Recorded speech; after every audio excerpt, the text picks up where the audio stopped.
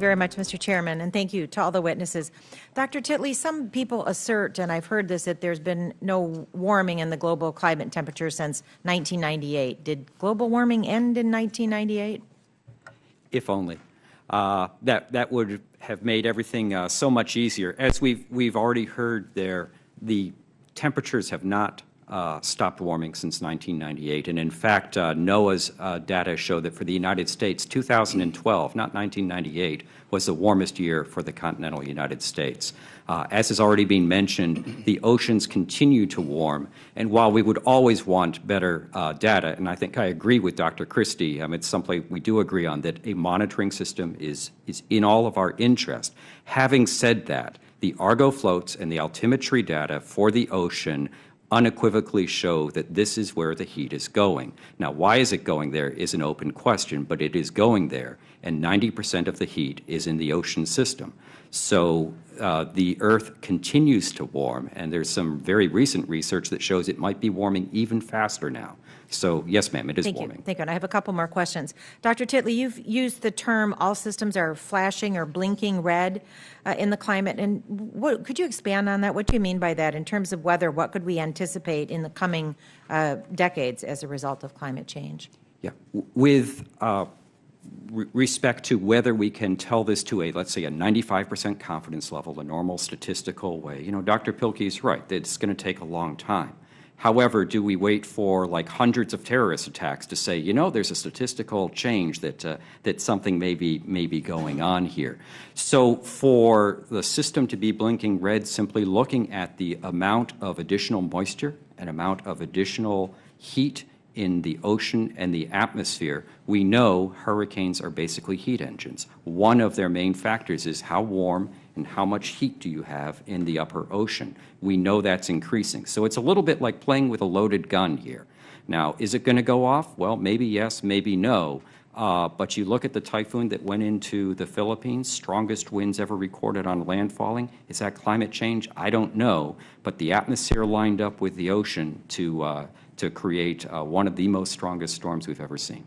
Thank you. And Dr. Titley, you, as established, previously served in the Navy as a Rear Admiral, and you manage both weather and climate programs.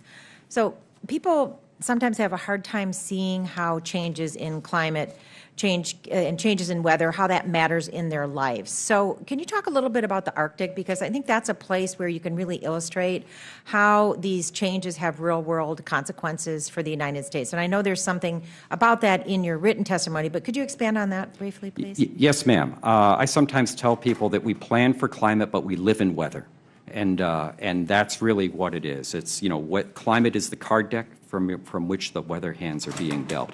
So we see that card deck changing faster in the Arctic than in any other place. So for the Navy, we see the climate has changed. So from a security perspective, the Navy needs to be ready, one of Chief of Naval Operations' 3 tenets, be ready for a changing environment. And it's really not a political issue because we would make sure we have plans for changes in economics, demographics, political situations.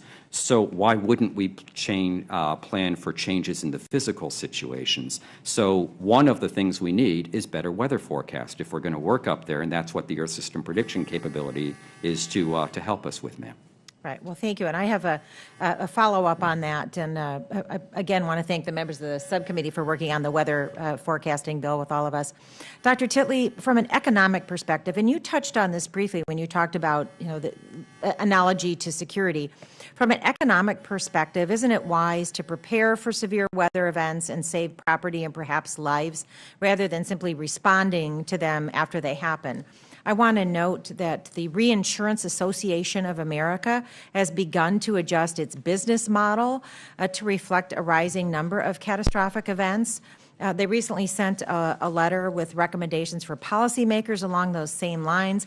I would like to include that for the record, and we will submit a copy with. Okay, without objection, that will be made a part of the record.